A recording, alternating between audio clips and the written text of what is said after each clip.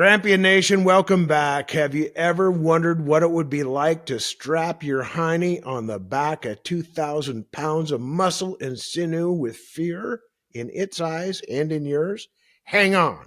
You're going to meet Nick Morrison, PBR writer and author. In 2013, I coined the name Grampion, and I gave it to your host, Jim Tracy. Hey, Nick, welcome to the Grampion, man. How are you?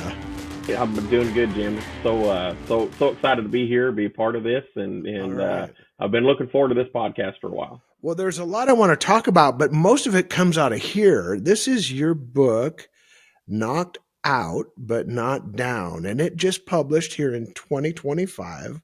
I want the whole Grampion Nation to know I read this book. I recommend it highly, and part of the reason is that I'm a kid from South Dakota. Well, I'm not a kid anymore, but and you're also a kid from South Dakota, currently living in Texas.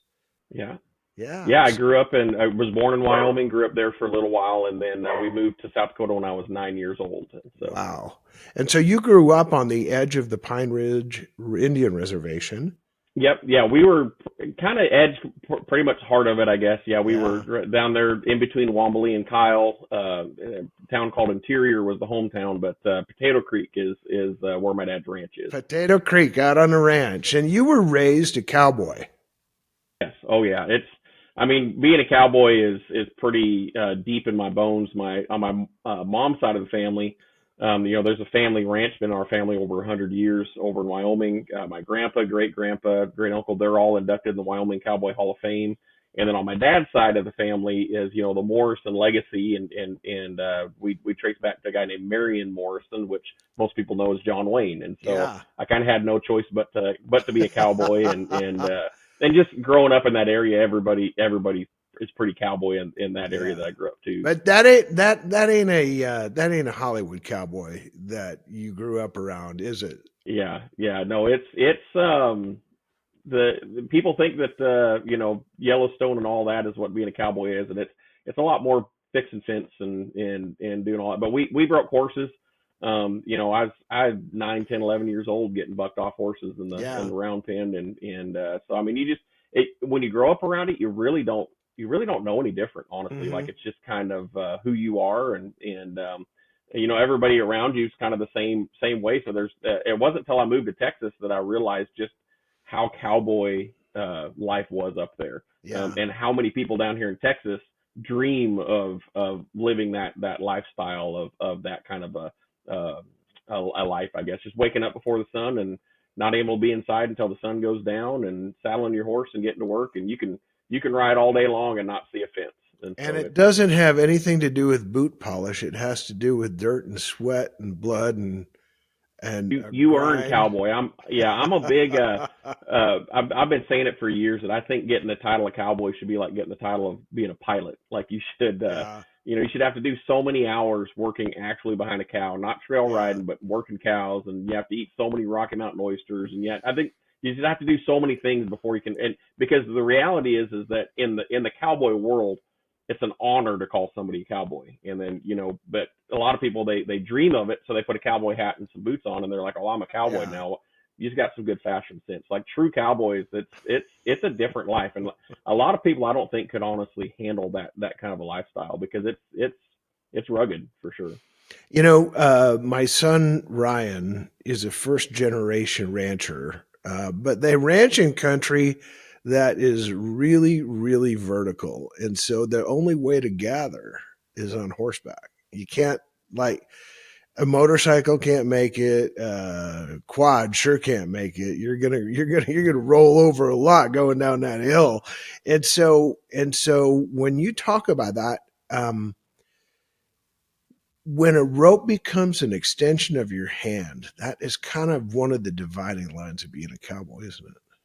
Yeah, you've even bull riders and bronc riders, if they're real cowboys, they can handle a rope, really well. And so if you're working on a ranch, you kind of, you have no other choice but to learn. But yeah, it's I remember just, cutting studs back in the day, and how much, how wild and western that would be. And I moved to Texas, and this guy invited me to a branding. First of all, he said, said, I got the biggest ranch in the county. You got it. So I'm thinking biggest ranch in the county, like this thing's huge. And he's like, yeah, we're going to be working cows. We're going to be branding in the morning, but we're going to get cows. He said, I said, well, what time do you want to start? He said, 2:00. So I'm thinking, oh, 2 a.m. This must be really, he's like, no, 2 p.m. And I'm thinking, so you gather the night before and all this. And so I get there, and first of all, he's got about 50 acres, and I was like, "You ain't got a large ranch. You got a sorting pen, is what you got." Yeah, and then, exactly. Then he run the cows in and tipped them over on a. I'd never seen that before. Now it's common, everybody has them, but that's the first time I'd seen a little tip there. I was like, "Y'all ain't Cowboy. You're cheating. Is kind of what you're doing." So, but I will say, I went home here recently. My dad was driving a 4-wheeler out to gather horses, so I'm like, even the most Cowboy are starting to technology is catching up. Oh yeah, for sure. So you went from high school athlete to college athlete to pro athlete in pretty darn short order, and a lot of people don't understand you can be a college athlete and a pro athlete at the same time in the sport of rodeo, because you got all summer to work. Yeah. So you college. So the PRCA, you just have to be 18 years old. And PRCA and PBR, there's two professional organizations with rodeo, and both of them, once you're 18, you can buy what's called a permit, and that's just saying that you're wanting to be a pro pretty much. And then most guys will ride on that permit for a full year. But you have to win X amount of money to fill your card, and then you buy your card. Now you're a professional athlete. So it doesn't matter if you can even be, like my brother was riding professionally and was still in high school. And so as long as you're 18 years old, you can get your permit and try to work towards that. And then depending on how quickly you earn your permit determines if you're gonna be a pro that year or wait type deal. Because like Bobby Welsh is one of my best friends. His son Hayden, he won enough money this year on his permit that he would have made the NFR and be sitting in the top 5 in the world. Wow. But he made a decision to just stay on his permit and go for Rookie of the Year next year. And so he ended up breaking the regular season record for a permit holder. He won like $150,000 on his permit. So you can still do good on that, and then next year he'll be able to, because he won so much on his permit, he'll be able to qualify for the bigger rodeos like Houston, Cheyenne, Calgary, stuff like that. Sure. So as a rookie, he'll have a jump on the rest of the rookies. So the way it's all set up, but you can, I was riding collegiately and professionally at the same time, which got a little bit of a conflict because I was on scholarship, and the PBR's rulings are once you get your card and you're, especially if you make it to the higher levels, you cannot miss the event. If you're expected to be there, you're expected to be there. Yeah. Well, your college, they're paying you a scholarship, and so they're expecting you as well. So my senior year, I actually declined my scholarship just because it was too much of a conflict of schedule. So yeah. So we're getting ahead of ourselves. I got to go back. To the book, and again, I'm going to talk about it a bit. It's a new book published this year, Knocked Out but Not Down. And tell us a bit about the title, because this is a book about adversity. If I get it right, it's really about adversity. It is, and it's really, concussions have become kind of the main point that people think it's about, but it's kind of a threefold. It really is about adversity, it's about concussions, and it's just entertaining for people that want to learn more about rodeo, learn more. And I kind of wanted to take that approach with all three. So it came out in October. Actually, far surpassed any expectations I had for it. Debuted #1 in the nation for rodeo, top 10 for the neuroscience, and top 25, which was we didn't expect to even crack the top 1,000 for sports biographies. Nice. And it was top 25. And so it's really the knocked out but not down. Most people think the other way around, knocked down but not out. But to mine is, a lot of times we get knocked down in life, and I get that analogy. You get knocked down, you get back up. Yeah. But I'm talking about those ones that hit you so hard that you don't even see it coming, and you're laying there on the mat, the world's spinning around you, you're trying to figure out what just happened, let alone my whole life's going to change because of what just happened. But even the best boxers in the world, it doesn't matter how much they train, all it takes is one really well located punch, and they could be the best. They could have never lost a fight ever, and one well placed punch, and they're laying on the mat trying to figure out. And so that's where I want to go. Yeah. So knocked out but not down is what do you do when life hits you so hard that it's not something you can just get back up from? Like, this is, your whole life is changing now. And that's been the totality of my life, my career ending injury and bull riding and the brain injury. And then, what the book ultimately grows to is the losing the ability to speak because of the brain injury, and having just all of these things of having to face in my life, life-changing things. My brother, we talk about him a lot in the book. He was a high schooler and was a rookie and on the pros of the high schooler, and he broke his neck and is paralyzed now. That's not a little thing. That's a life-changing event. And so just kind of taking that on, but doing it from my personal experience, giving you firsthand account of somebody who has endured over 50 recorded concussions and what my daily life looks like and how I've learned to combat that. That's where I've seen a lot of great feedback, is other people who struggle with concussions, or their spouse struggles with concussion issues. And you don't even realize a lot of times that's the reason. I've had a lot of people reach out and say, I've read your book and I didn't even think I deal with this type of stuff. And I never once thought that had anything to do with all these concussions I've had. And so it gives you, my thing is I'm never going to give up. I'm going to keep going, but I want to know what I'm dealing with.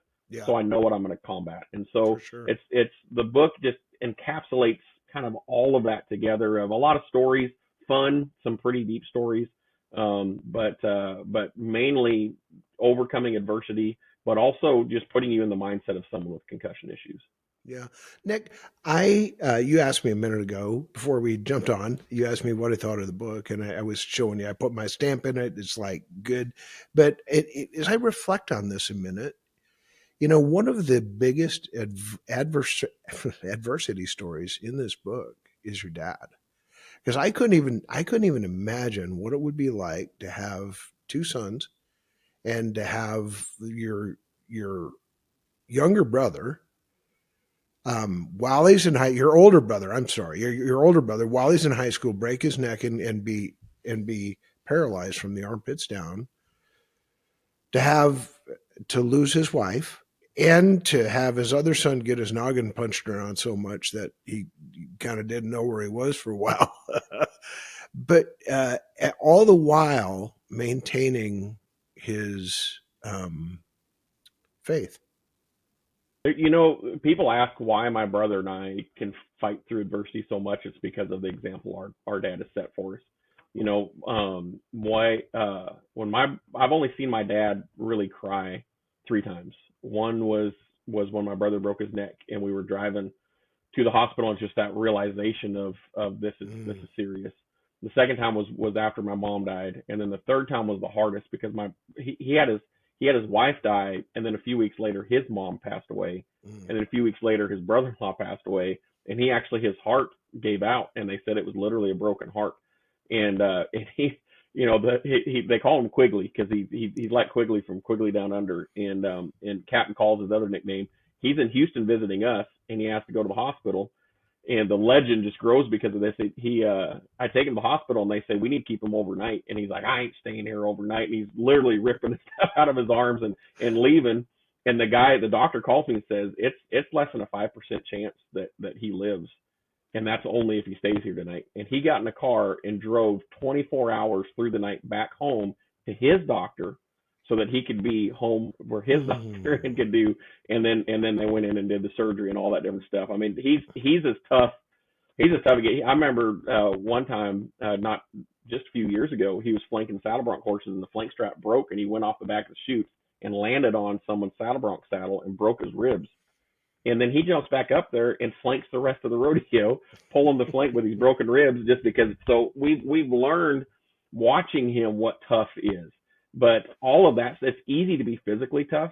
Emotionally tough is the hard. And I think what I've learned the most from my dad is not just that he's emotionally tough, but he understands the difference between being tough and being bullheaded. Yeah. I think a lot of times men, we get too bullheaded in our toughness, but we've watched that with him. I watched what happened with my brother when he broke his neck. So when I broke my back, I actually didn't tell him at all about it. I didn't say anything to him because I had actually lost feeling in my legs and got them back on the ride back to the hospital. So I'm thinking, when I broke my back, I'm thinking I'm paralyzed too. Like, and all I can think is, what am I doing to my mom and dad? Like, what is their reaction going to be? This is a second son. Like, that's all I could think about. And so I didn't want to say anything to him. And so I didn't. And I went home and I've got this brace on and I'm thinking, I think I'm 19 at this time, maybe 20. And I'm thinking he's not going to figure out and he knew exactly, so my dad being dad goes, hey, let's go load a bunch of hay bales, just seeing how far I would take it. And I eventually had to give in and tell him. And he's like, how do you think I didn't know? People called me as soon as it happened. But in my mind, I'm thinking I'm trying to protect him from another heartbreak of here's another broken, deal. So I've talked with my dad a lot, and he's been reading through the book, and it's, he's having to stop and wait. And when I first started writing it, I think his fear was that he was going to come across looking bad because of all the things that had happened to us. And I was telling him, I said, honestly, I think it's the opposite. Like, people are going to realize, the toughness he's had to have to endure that as a dad, because I can go through my stuff, but if something happened to my kid, oh man, that's harder for me. And the support that my dad is giving through all of this, has been, if he wasn't supporting me, I probably wouldn't have written the book, to be honest with you. I wouldn't have written it unless I knew I had his full support, if that makes any sense. Yeah. Well, here is a Grampian tip of the cap to your dad. I mean, I am in awe of a guy who gets up and keeps going. And by any measure, he's done that. So you make sure and tell him, all right? I will. I definitely will. Yeah. And what's been great, you said his faith never wavered. And that's been the anchor for us. My dad's a pastor, out there. And I tell this to people a lot that, my dad understood that it's God's family work, and that the church was his work, and not, because a lot of pastors get that mixed up. Yeah. And so he would preach and drive across South Dakota to go watch me ride bulls, and then drive all the way to Merriman, Nebraska, and do church on Sunday night, and just because it was important. And if he couldn't make both of them happen, he'd have someone preach for him, because it was important for him to be there for his kids, and for us to see him being there. And so he set that example, and he's not just my dad, he's my pastor. And everybody says their dad's their hero, but I'm telling you, like, my dad's the coolest cat out there. I mean, he was a bass player for Chris Ledoux back in the day. He's really? Wow. He was a sheriff's deputy with homicide and all that different stuff in Gillette, Wyoming during their boom, and then he went into the ministry. And so it's just he's the coolest cat, and now he raises bucking horses too. And I'm really happy. He just sold one of his geldings for $30,000 to a pro contractor just a couple weeks ago, and the full expectation is that horse will qualify to the NFR in the next year or two. And so it's just happy. I'm loving seeing him love life, and my mom passed away. Now he's remarried the last couple of years, and it's fun watching him have fun again. And his new wife, they just have a blast together. And so there's not a person on this planet that I think I have more respect for than my dad, just because of everything he's done, but also, like you said, it's you endured it with two sons, and his faith never wavered. Yeah. I'm going to dive back into you now. You talk about adversity, and I'm going to read a list to you, and you can just kind of tell us what kind of a thing it is. So you have endured dozens, probably more than dozens, of concussions, a broken neck, a broken back, broken ribs, broken leg, hip, and then a career-ending injury to your shoulder. Yeah. How and the most painful of all those is, the most painful was the broken tailbone. Tailbone, yeah. I probably missed one. So what was your question? Sorry. What do you make? So people are going to look at that and they're going to go, probably not going to have my kid go into rodeo. But when you add up all those injuries, I mean, number one, how's it affected your life today? And we'll dive into the concussion part of it after that. But the rest of you're pretty busted up, old cowpoke. Yeah, and it's a contact sport, and I guess you could say I got contacted. My people ask if I could live life again, would I have ridden bulls? And absolutely I would have. My problem was I was so caught up on being tough and having people look at me as a tough cowboy, Mm-hmm. that I rode, like when I broke my back, I was back riding bulls in 8 weeks. Like that's, looking back, that's pretty stupid, because all it did was it set me up for more injuries, because I was too busy trying to protect one part of my body that it would set me up to, and on bulls of that caliber, on that level of, these are the rankest bulls in the world. The slightest mistake, you're in trouble. And I just had a no give up mentality. So I never, if I got in trouble on a bull, I wouldn't check out. My mentality was, I'm not giving up till my head hits the ground. And so a lot of times that would set me up for injuries too, because I wouldn't know when to quit. I wouldn't know when to give in, that, hey, I'm out of shape. Cause I was always like, I can get back in the middle. And sometimes I'd get out of shape so bad, it would just set me up for an injury. And so it's, a lot of it, like, I did a school back when I was still riding bulls, and I used to do bull riding schools all the time. And I had a mom tell me, she said, please don't hurt my baby. Like, just whatever you do, don't hurt my baby. And I said, honestly, you want me to hurt him? Wrong because sport. because here's why. Because if he goes out there, because if you don't get him hurt and he starts getting that adrenaline and he starts working his way towards it, that adrenaline is going to overcome any fear he'll have.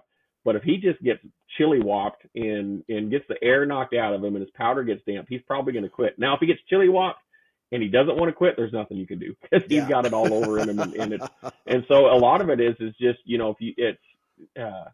a lot of people, there's a lot of bull riders that ride scared. They just they've gotten so addicted to it or so good at it that they just keep doing it, and they're scared out of their mind. Then there's guys that, I mean, you're going to have butterflies, but then there's guys like me. I just loved it. Like I absolutely loved it. And so there's kind of that balance, but families, like I didn't let my kids rodeo, mainly because our family's given a lot to the sport. This is kind of the way that I see it. Our family's given a lot to the sport, and I just didn't want, we're not really in an area where it could be, they would have the opportunities like I did there. I mean, there is rodeo and there's high school rodeo and there's stuff. There's, just north of us is Bubba Miller, and that's, his boy is one of the top guys in the world right now. And a lot of the guys that have come out of their arena are kind of the top guys in the world right now. But it's not like it was where I grew up, where, every town has an arena, and every, you can have as much opportunity as you want. And I just didn't want to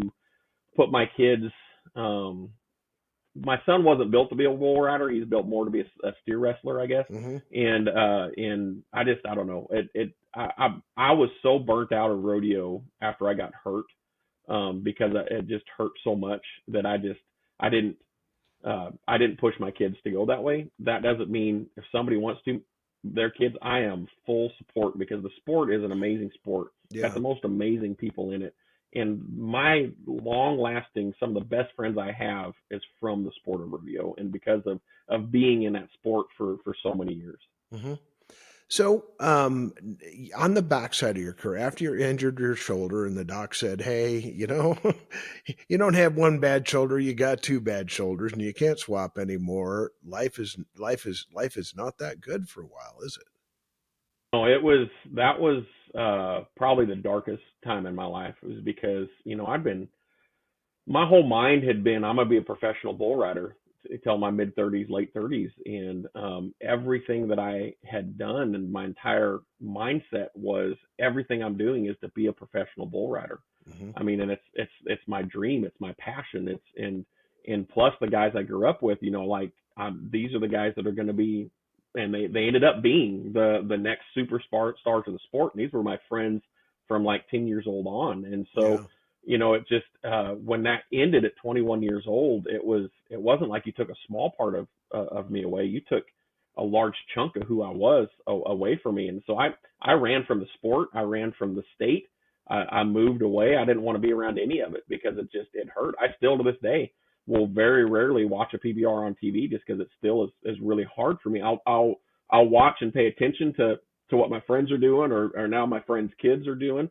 And, but I won't sit and watch a PBR, because it still is very hard for me. So that next 6 or 7 years was a lot of just trying to find who I was, and a lot of trying to learn. I knew who I was in Christ, but trying to learn who I was as a human was really difficult, because my identity and the outer side was as a bull rider, and now it was gone. And so, a lot of dark Didn't know with concussions, the suicidal thoughts was something that was tied to that. So I didn't know where that was coming from.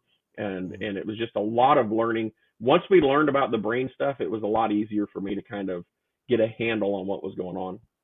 Correct. I got it. So, the thing that I took from the book is that you did not really give concussions and adversity any opportunity to define you.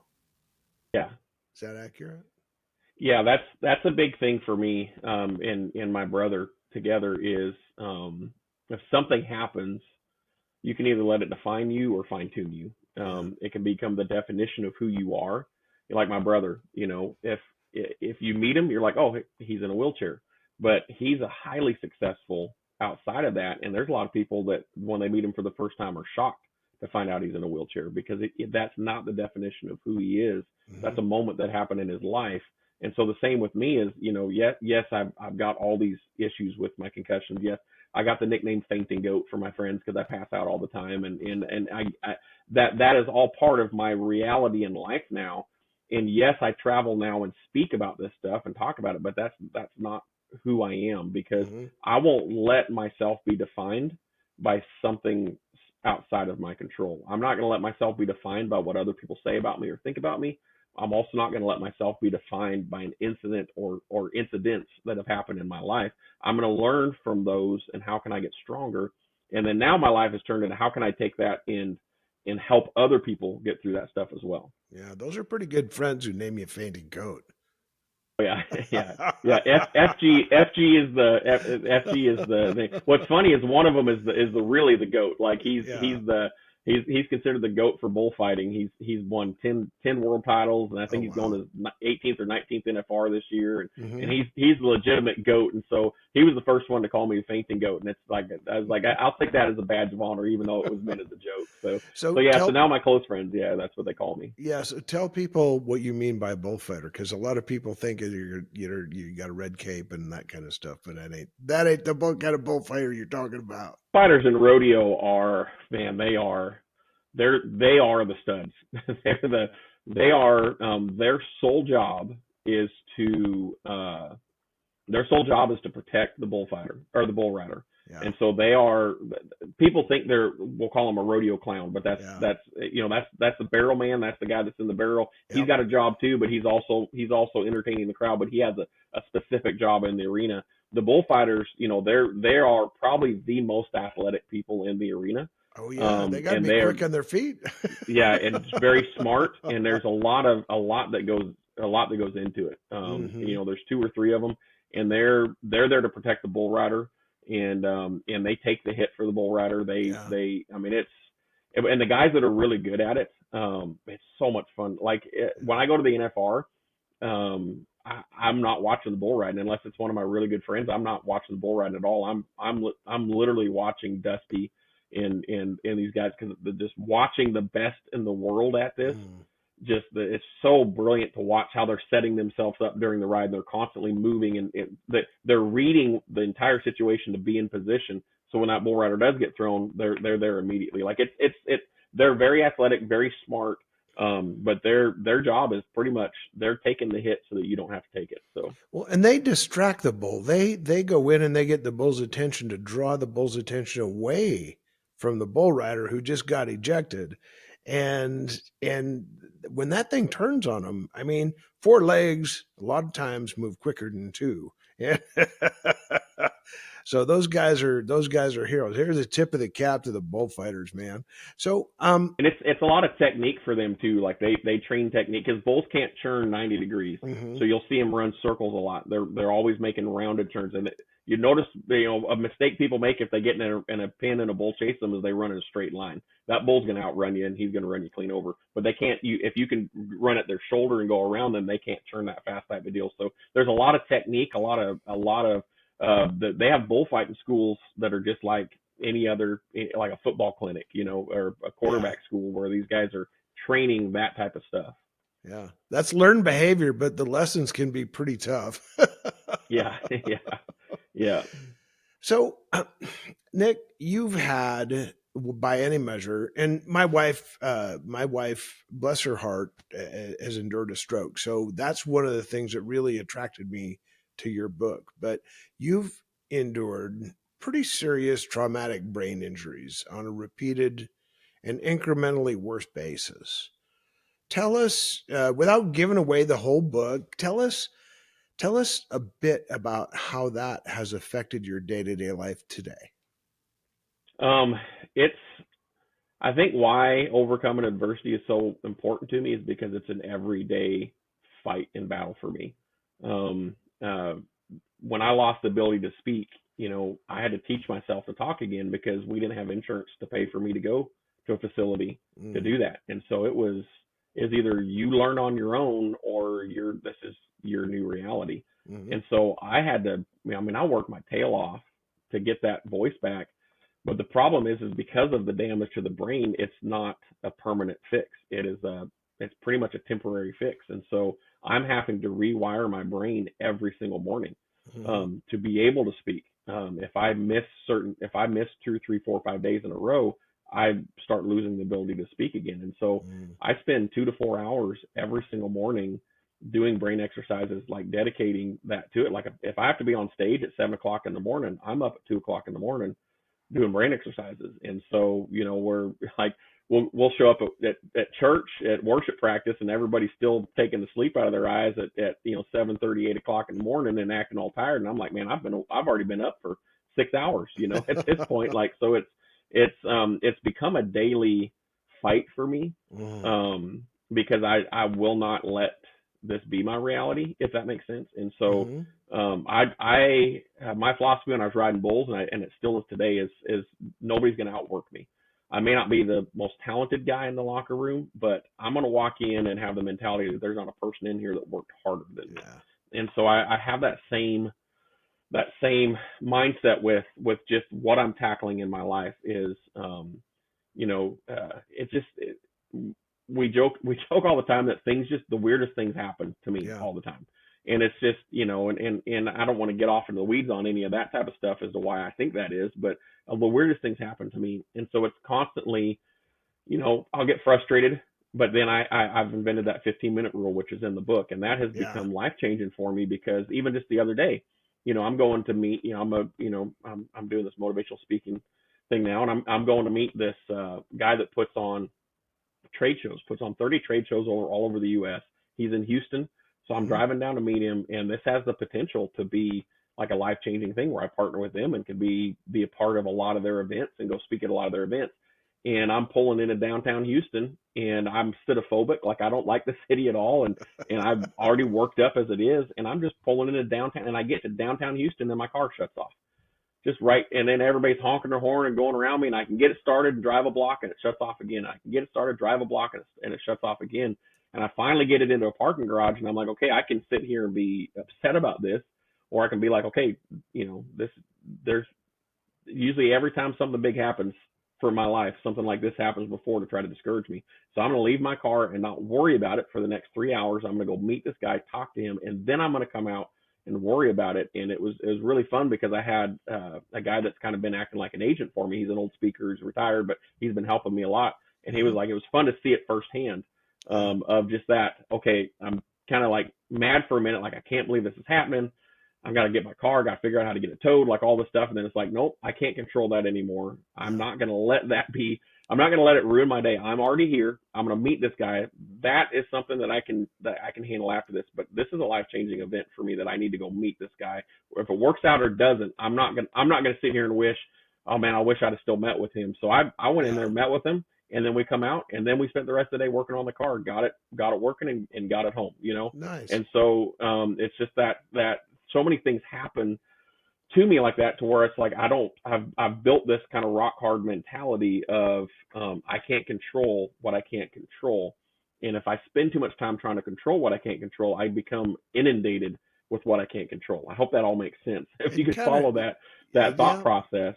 Yeah. But so if I can't control it, I don't let it determine me anymore. I can't with the brain stuff. I can't afford that anymore. I can't afford the stress or any of that. So it in a way, the brain injury has helped me in that sense, because how bad the stress affects me, I can't let something like that stress me out enough. And so I've kind of learned this mentality of no matter what happens to me, number one, it's not going to define me, and number two, I can't control it. I'm only going to control what I can control. The only things I can control with anything that happens in my life is my work ethic, my attitude, and my mindset. Yeah. And if any of those three stink, I'm not going to succeed at whatever I'm trying to put my self forward to do, even if it's just the smallest thing. For me, and your wife will know this with a stroke, sometimes that's the simplest thing, like making a milkshake and not dropping everything, and not like, yeah. It's amazing how the simplest things that we take for granted, how when you're sitting there trying to make your, like signing books, it's still hard for me to write.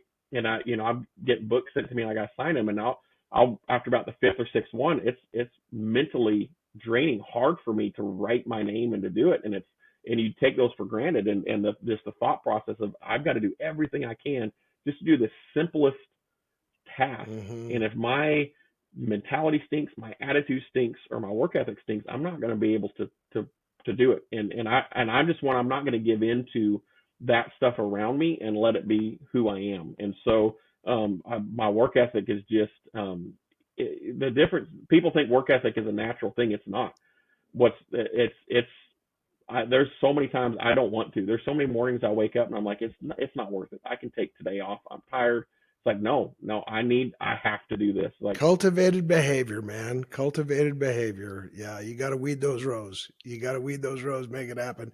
My wife, one of the things that she struggled with after the stroke, and that's why they call me the guard dog, because I protect her from her. But one of the things they said is that she has to pursue active rest to actually allow that brain to heal, to recharge. It's like a battery that gets drained. Do you find that as well? Yeah, so my calendar is pretty full, and but I block an entire day off once a week. So once a week I block an entire day off. Try not to answer my phone, try not to do stuff, and just rest. Video games is a really good therapy for my brain. Like we've seen where it really works. It's actually, neurologists prescribed it, and so I will block a day off and play video games or watch a show and just make myself rest, sleep in, because, just the force myself to keep going back to sleep and sleep in till, 7:30, 8 o'clock in the morning, and just how much better I feel. And I try to, if I got speaking gigs on the weekend, then I do that during the week. If I've got, if I don't, then I make it like a Saturday when my wife can be home with me, because a lot of times what'll happen with me is if I let it all build up, it all hits me in one day. Yeah. And so, like if I'm on tour, because the other thing we haven't talked about, I'm touring stand-up comedian. Yeah. So if I'm on tour with stand-up comedy, like, there's times it's weeks at a time that you're just nonstop. And my mind has this way to compartmentalize all of my issues. And then when I get home, it just floods, and I'll start having seizures and stuttering and just everything hits. So we've learned I have to force myself. So if I've been on the road for 2 weeks, I'm going to take 2 or 3 days off completely and not look at anything. It is so important. Rest. It's a balance for me that's difficult, because rest is extremely important, but I also have to wake up early and do the brain exercises. So I have to find that balance between the two, which is, it's a lot easier said than done. And a lot of people, unless they've been through something like your wife, they don't understand that, where people will email me and they'll like, I'm not going to reply to any of it, because today is my day and then I'm just not looking at anything. So good for you. How did you get into stand-up comedy?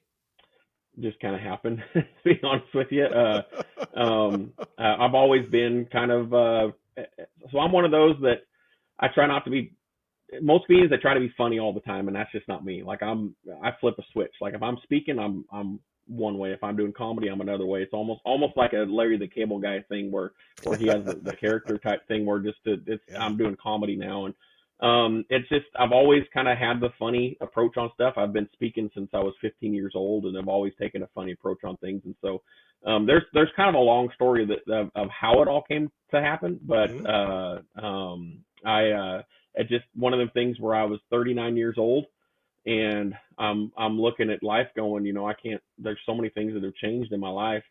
What can I do? And I'm 39, that's late. That's a late start for something like comedy.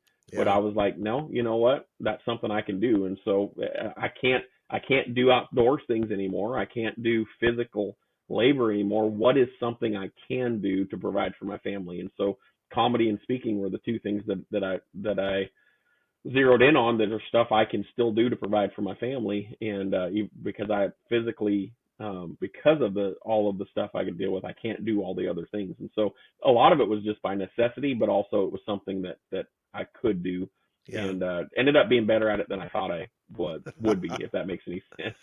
Yeah, well, it's interesting and I'm not talking from a comic because there's nothing funny about me, but when I get off a stage and I know that it's gone well, it impacts people, and you know it right away. I mean, before you get off the stage, but sometimes they come and they talk to you, and when they Yeah. do, it's some of the most powerful moments happen then. Can you describe some of those to us? Yeah, so I approach both comedy and speaking the same. Is that a lot of comedians make a mistake of, people are here for me. They're buying tickets to see me. Mm, I am here to further my career, and that's just not my mentality. My mentality in this is I'm here to bless somebody. mm, There's somebody that's in this room that's going through something in life, and I'm here to give them laughter. I'm here to gift them. And then I don't put this pressure on myself, that because early on I was putting pressure on myself. If a joke didn't land as good as it did the night before, then you're just sitting there beating yourself up over it. And it's like, no, like I'm here, and that person there was laughing hysterically. They needed that, and I just put that in my mind of, I'm here for them. And it takes the pressure off of myself of having to, oh, if I mess up this joke, they're gonna leave here and think I'm not a funny comedian. And it's like, mhm. no, and it makes you recover better when a joke doesn't land as well as it, because comedy is a really funny thing. Like you can do 3 shows in one night, and one set of jokes, they get some laughter, and then another set just get roarous laughter, and then the next set an hour later is the exact opposite. And this, Mm, and you didn't do anything different. It's just that some people, and so my mentality is I'm giving them that piece. And so the same thing with speaking. I'm there to bless people, and it's the saying of, if I'm there to I'm there to just bless one person. Well, no, honestly, they're paying me to bless 5,000 people. yeah, That's, or 500 people, or how yeah, many, if it's a corporation and it's 20 people, they're paying me to bless a lot of people.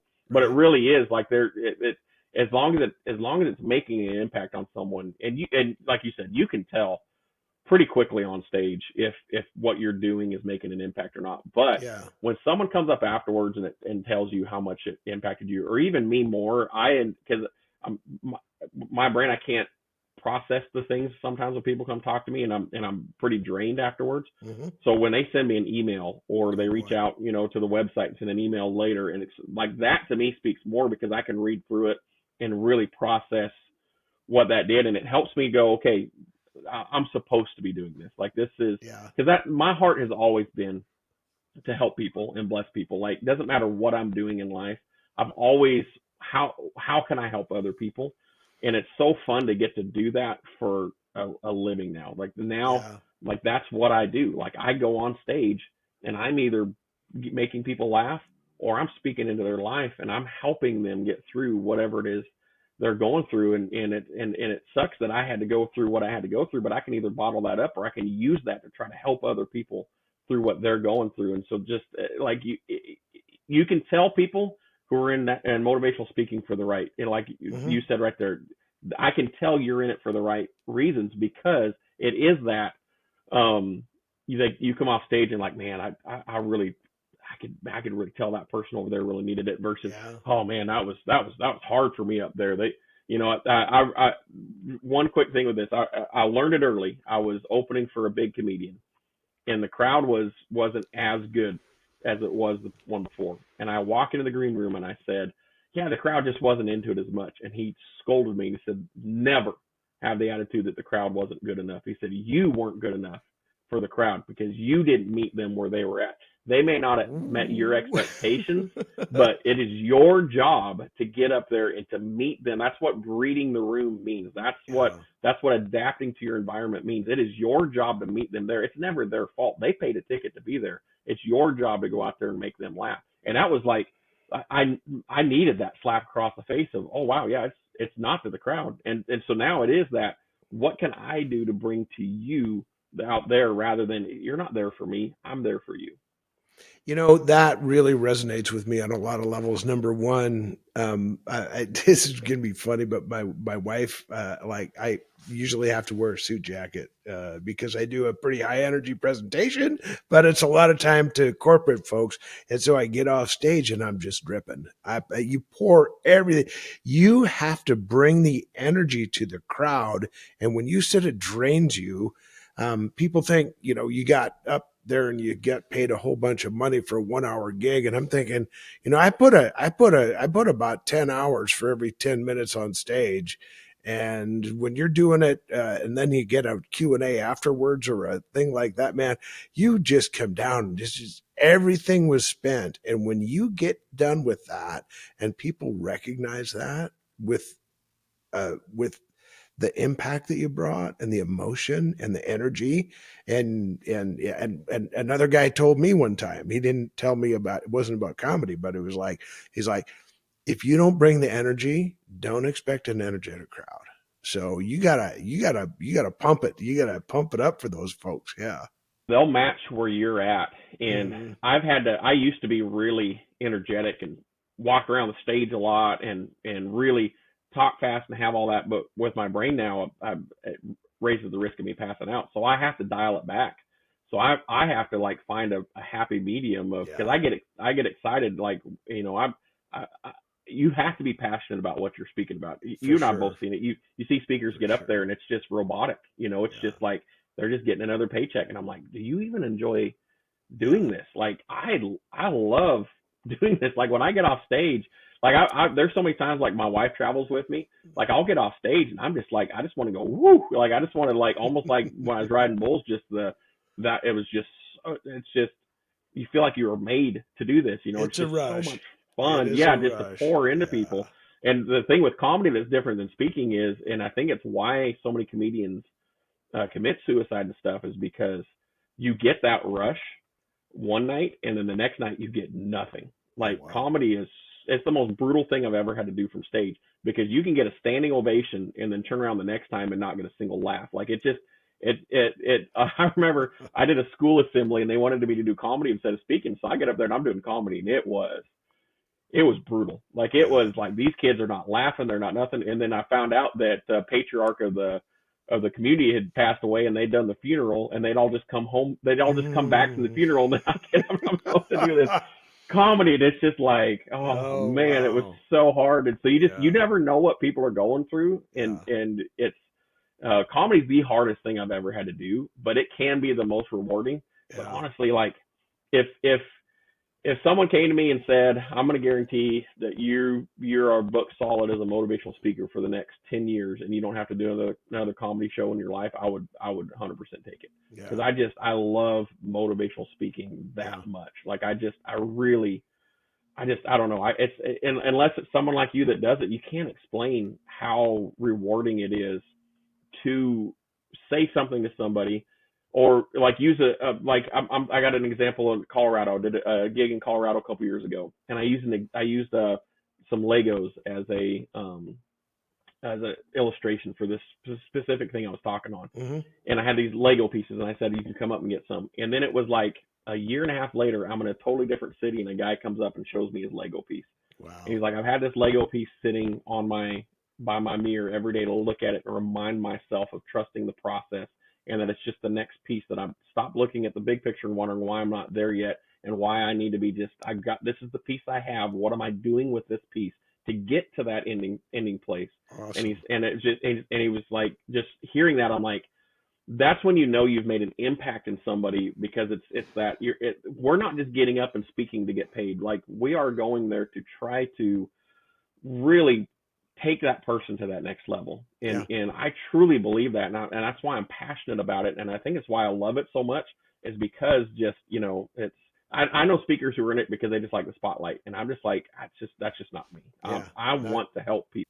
Yeah. Same here, man. So we're going to land this plane a little quicker now. So we're going to do a little rapid fire on you. I know that, but these are subjects that you're used to. So hang with me. So tell us about bitter or better. Okay.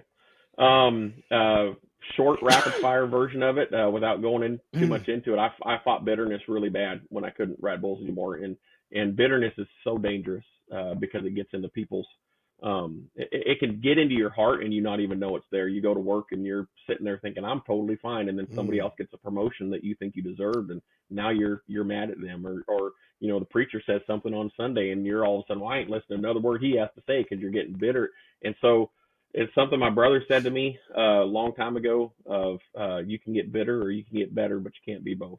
That's become my mentality of like, I can let myself grow bitterness over this situation and nothing good will come from that. Or I can change my mentality on this, rather than looking at somebody and saying, I wish I had what they had.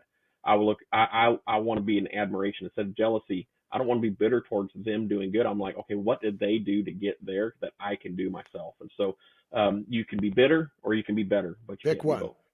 Pick one. Yep. Yeah. So, next topic, first thing that comes to mind when I say Nate Morrison. Resilient. Yeah. Resilient. Yeah. He's, your older brother, and he's the CEO of a former PBR, or a professional rodeo rider, saddle bronc rider. And he's now CEO of the rodeo bucking stock business called the Breeders' Connection. And he probably just sold a gelding for your dad, right? That was actually on his sale. Yeah, he's having the best year that he's ever had too. I mean, it's just, his sales are just so elite. He's got some of the best, and now he's gearing towards, he does the NFR sale in Las Vegas, and so he's gearing everything towards that, because that's going to be here in a few weeks, and so he's getting ready for all that. It's just all elite. I couldn't be more proud of the man he has turned into, despite facing the adversity he has to face every day. Right on. Okay, so next topic, Paris, your dog. Yeah, as I'm not very happy with her right now, because her and the deaf dog got in a fight before this, and I got underneath them somehow, and I'm scratched up from head to toe, so I'm not very happy with either of them. But godsend. I mean, she learned my brain stuff before, on her own. She figured it out on her own, and she'll warn me when I'm going to pass out. She'll warn me when a seizure's coming on. She'll warn me, all on her own. But as in the book, when she saved my life, like that's, I've got a relationship with that dog I've never had with another dog, and I probably never will. Yeah. I don't want to. I'll tell that story from stage sometimes, but I want people to read the book and read it, because that in itself is its own. Like that to me is probably the most powerful story that I have. And we got a lot of dog people who watch this podcast, and I want them to know that this might look like it's all about bulls, but there's Paris the dog in here. You got to know her. Okay, you ready? Tyler and Gracious. Oh yeah, just they're my everything. Yeah. That's like they're the reason that I don't give up. Yeah. I mean, that's I led teenagers for years, and had watched. I tried to learn from watching other parents what to do and what not to do, and you just never know until your kids get to be to that age, you get to be adult. And the most proud I am ever is when people give compliments about my kids. Like I can't. They're such amazing. I try not to tear up talking about them, but they're adults now.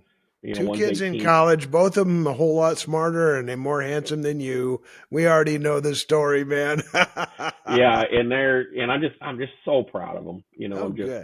Just watching them become adults, and just the maturity that they have. Both very mature, and I cannot wait to see their lives in that next chapter of their life. Right on. So, as you are aware, I am a bit of a caretaker, a bit for Sarah, but you got a way upgrade for caretaker. Tell us about Ivy. Oh man, it's everything that I do, I wouldn't be able to do without her support. Just the understanding. People don't believe this when I say it, and it's 100% true. We've been married 20 years, and we haven't had one fight. We've had disagreements. We've got annoyed with each other. We've got aggravated with each other, but we both have that mindset of nothing constructive is going to happen if we're hollering at each other. Yeah. And so she has bought into it just as much as I have of we're going to separate, calm down, and then we're going to talk about it while we're calm. And so there's just that, when you have concussion issues, short temper is something I'm always having to fight. And I don't give into that, but I'm always having to fight that. And so if I do slip up, she's very patient with me and lets it, calm down. But just the support, like in comedy, there's just, it's so rare to have family support in comedy. Like how many comedians come up and say, I can't believe your wife is so supportive of you doing this. And and she enjoys the kickbacks of some of it, I'm gonna be headlining in Hawaii next summer, and she's gonna get to go with me. So I mean, stuff like that. And she'll go on certain trips with me, and when she can. She's a teacher, but it's just I wouldn't be able to do anything I do without her.